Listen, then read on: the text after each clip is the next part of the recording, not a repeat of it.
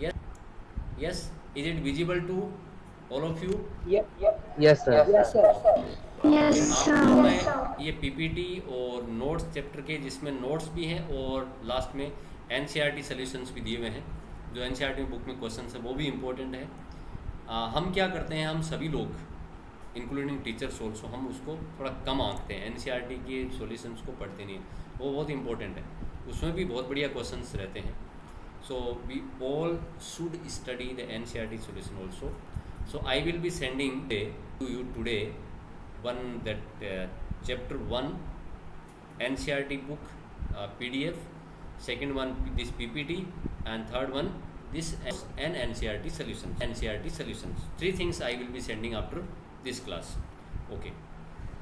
Okay, we were going through this first chapter, the living world, and we have studied what is living organism and what is life. Till now we have studied this one. So what is the criteria for life? What are the properties of a living organism? Okay, let me go to previous slide, and then I will ask one by one. Student, tell me, how can you tell a living organism this is non-living? This is non-living. What are the criteria? You tell me one by one, and then we will discuss. Consciousness. Okay. Growth must be. What is that?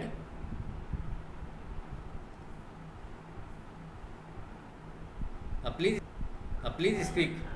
Metabolism. Okay. Metabolism. Okay.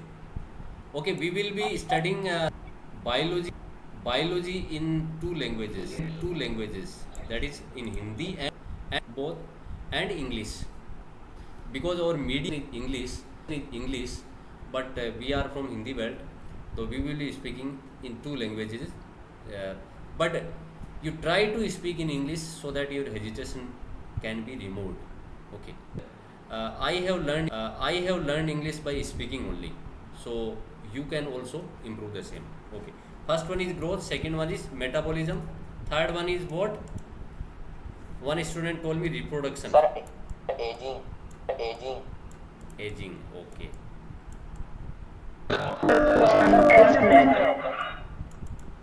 Aging एक ने बताया. They are correct or not? We will decide later. Okay. First you tell me. Aging, consciousness.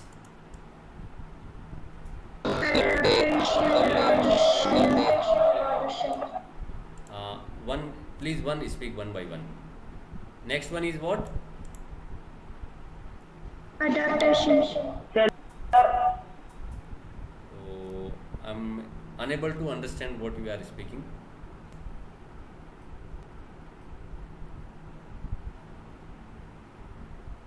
Sixth one is what? Cellular organization. Cellular organization. Okay. Cellular organization. Anything else left?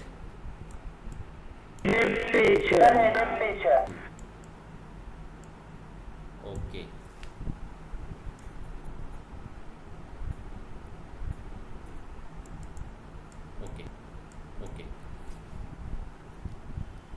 And Sir, death. death. Okay. Yes. Anything more? Imagine this one. Anything more? Evolution. 9 evolution. Okay. Direction. Population interaction. Okay. We come out. Okay. Now properties of living organism. Whatever thing you have told me till now, the 9 or 10 things you have told me, population also, interaction also, the many things, many point can be taken into one thing. जैसे growth है, metabolism है, ageing, death,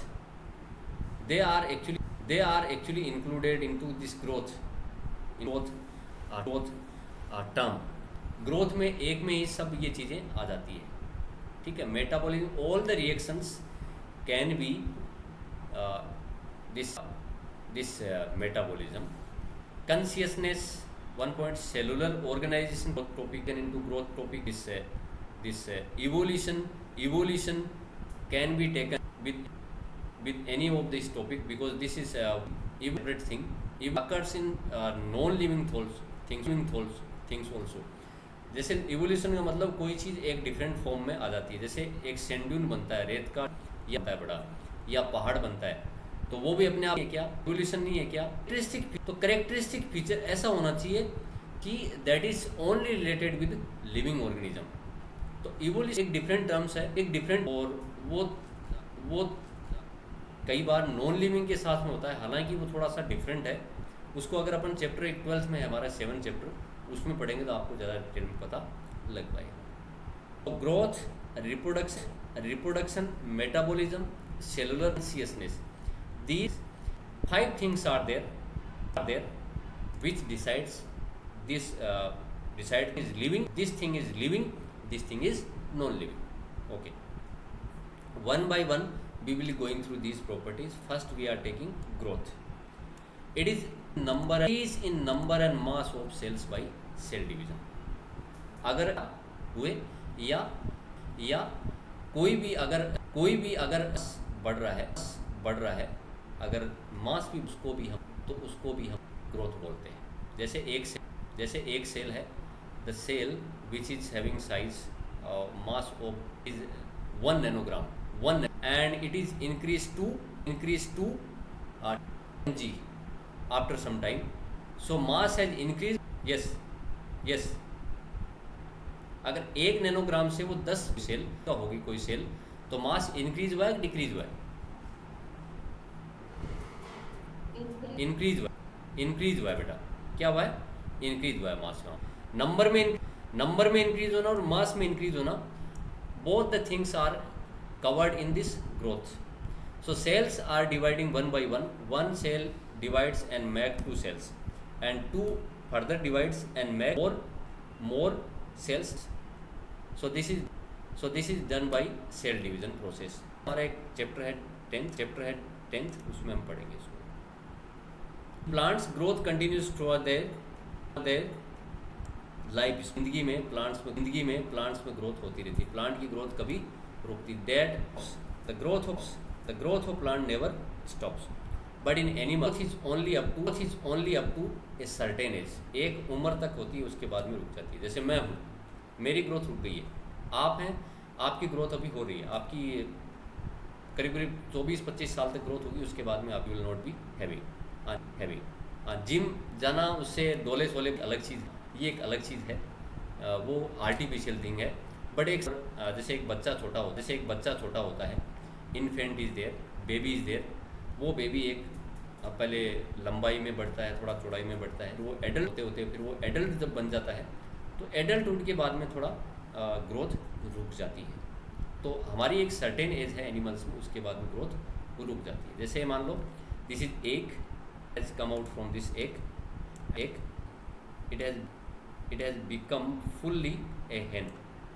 तो यहाँ तक इसकी growth होती है, उसके बाद में कोई ग्रोथ उसमें नहीं होती है, उसके बाद उसकी डेथ होती है. फिर however cell division occurs to replace lost cells. जैसे हम सब में होता है. जैसे हम कि यहाँ पे मान लो कि यहाँ पे we have one wound here, to fill up that portion and remove the dead cells, our cell divides and the lost cells and the wound is fully covered or recovered.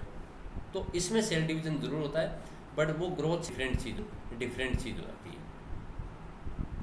Okay, basically growth is the increase in mass and thus non-living objects also grow. Surface accumulation of material. So growth is not a defining property of living organism. जैसे एक send में वो भी क्या होता है, मास में increase हो रहा है, साइज में भी इंक्रीज हो रहा है वो, ठीक है ना, इंक्रीज हो रहा है. वहाँ पे सेंड पार्टिकल्स वहाँ पे बढ़ रहे हैं, तो if anything size, mass and size which is happening also on non-living also and living also. That this is the characteristic living organism. क्या हम बोल सकते हैं कि वो ग्रोथ है जो फीचर या करेक्टरिस्टिक फीचर इस लिविंग ऑर्गेनिज्म का है क्या? ऐसा होता है क्या? नहीं हो सकता।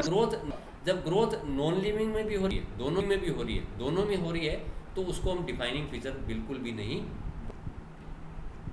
ओके, तो ना पहाड़ खड़ा होना, these all are also part of growth, because growth is saying that increasing mass and size.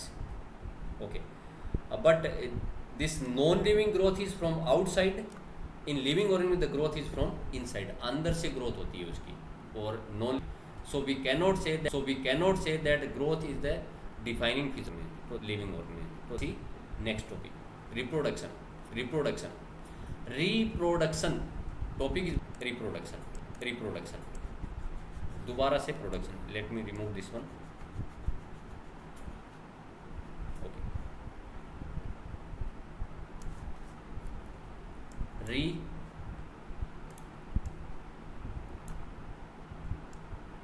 Production, दोबारा से प्रोडक्शन.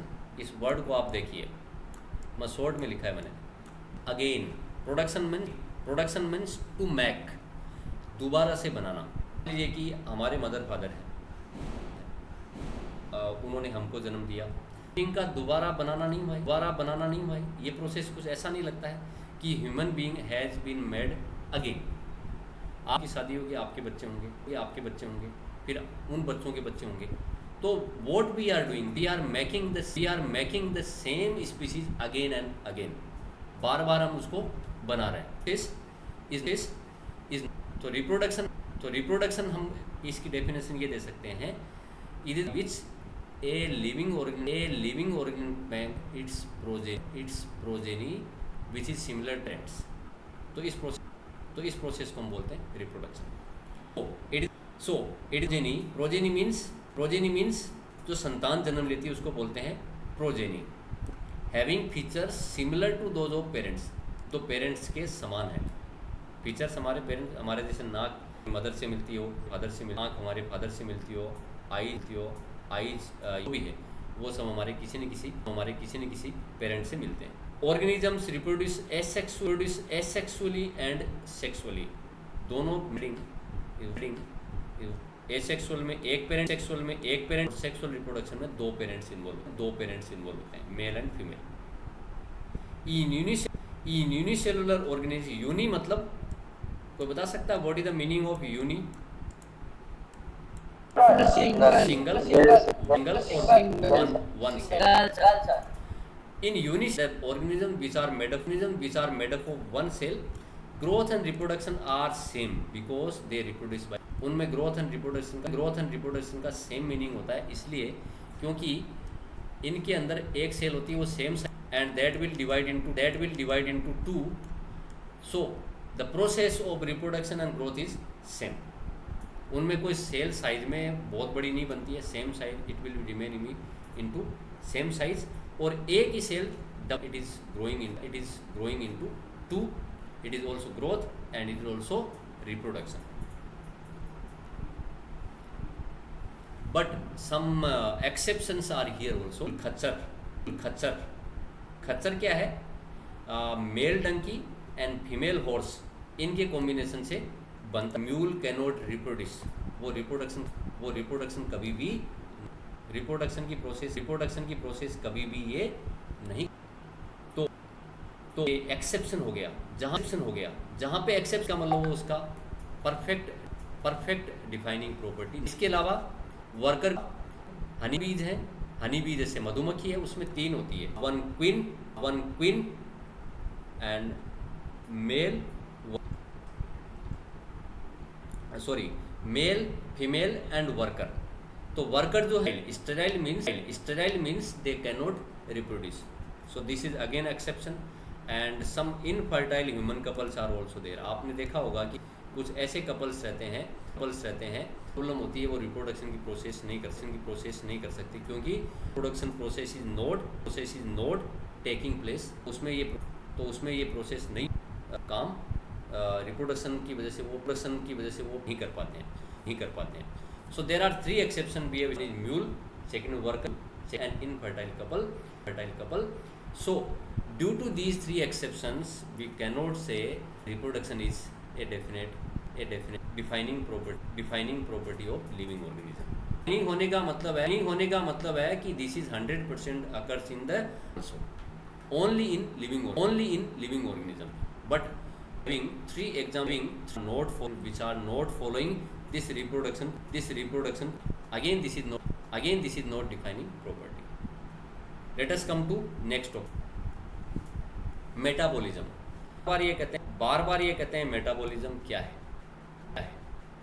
देखो इसका सिंपल मीनिंग ये है कि मान लो हमने खाना खाया, वी हैव टेकन फूड, और वो फूड हमारे इस टाइम में जाके डाइजेस्ट हो जाता है and all the things useful things are taken by blood and all related to all the organs of our human body.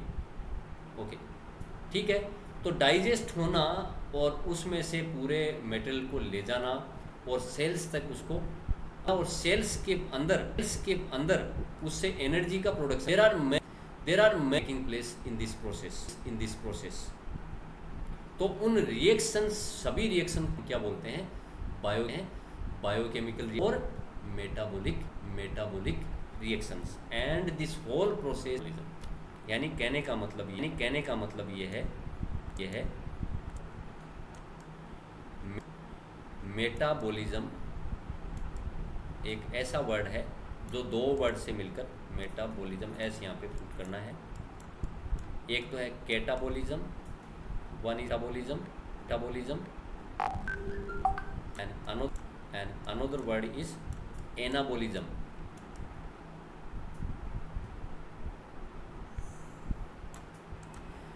Catabolism means to break down something, break down करना, और यहाँ पे क्या है? नया बनना. Anabolism means to make something, to synthesize something and down something.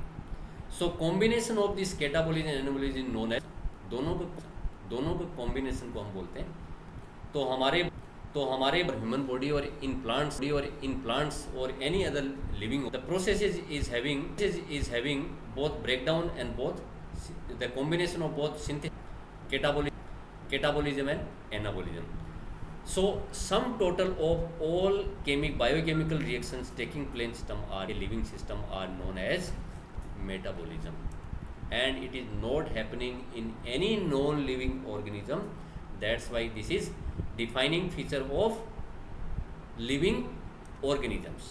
Defining feature किसका है? ये लिविंग ऑर्गेनिजम्स का. So till now three topics. Out of these 3 topics, only metabolism, which is related to living. First 2 are not defined a living organism. Clear till now, beta? Everyone? Yes.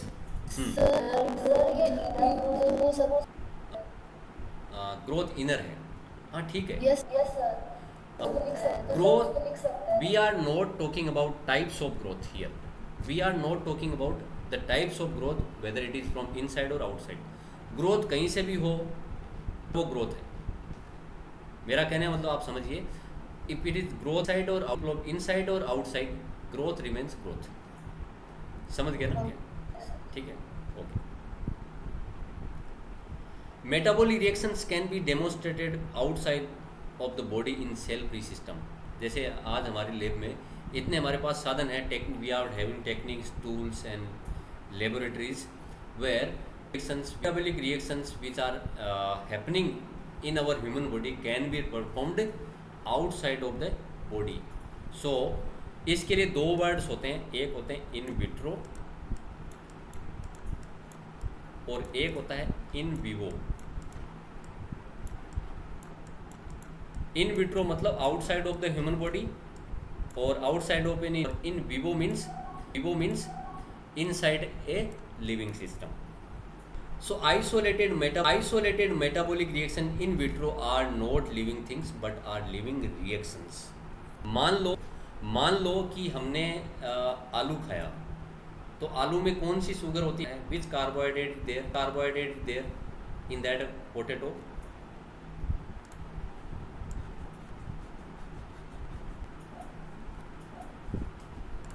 उसमें होती है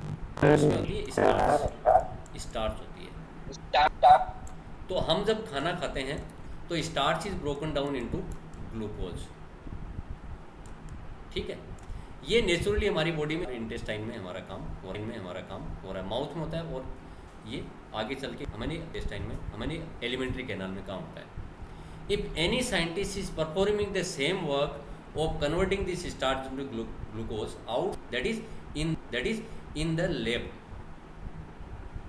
तो क्या हम में जब वो रिएक्शन हो रही है तो हम लिविंग हैं, but when ever this reaction is performed outside of the body, is this living thing, क्या वो जीवित लिविंग है? क्या वो लिविंग है? नहीं है। वो रिएक्शन लिविंग हो सकती है, जो पूरी टेस्ट ट्यूब और जिसमें परफॉर्म कर रहा है वो लिविंग थिंग, उसको हम नहीं बोल सकते, उसको केवल लिविंग हम बोलेंगे।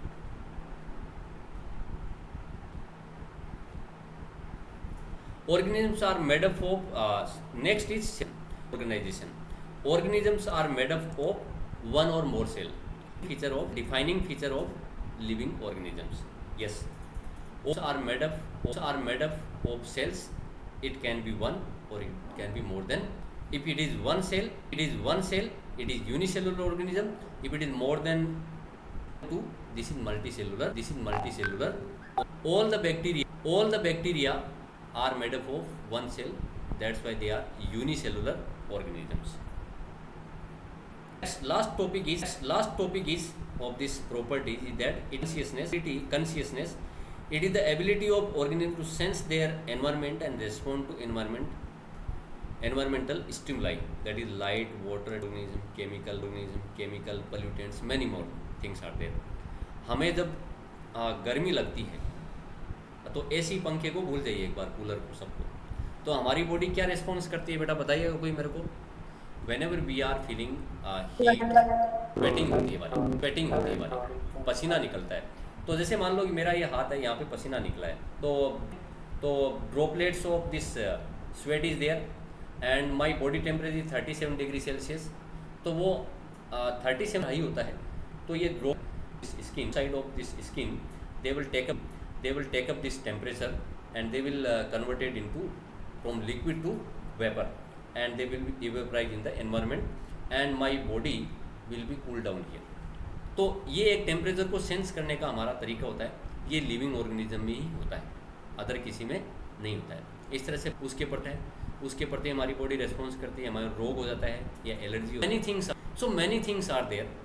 Organisms are responding to stimuli, environmental stimuli, and showing something, sensing, and then they are responding to that stimuli. This property is known as consciousness, चेतना जिसको हिंदी में बोलते हैं। Okay, all organisms are aware of their surroundings. सभी organism अपनी surrounding के प्रति aware होते हैं, सब के सब, कि क्या चल रहा है। It is the defining property of living organisms. Non living में ऐसा नहीं होता है पता कि मेरे आसपास क्या चल रहा है, या जिस मकान में उसको आसपास क्या चल रहा है, होता है क्या? नहीं होता है। तो consciousness is definitely define living organism. So 5 properties we have studied till now. Out of these 5, 2 are not defining property of living organisms and rest 3, metabolism, cellular and consciousness. These 3 are defining property of living organism. Okay. Human is the only organism consciousness. उसकी environment को बताने की जरूरत नहीं होती है, उसकी सोचने की इतनी शक्ति होती है कि वो environment से उसे चीज़ लेने की जरूरत नहीं पड़ती, खुद ही वो सोच सकता है। Okay, next topic we will be discussing tomorrow, diversity in the living organism.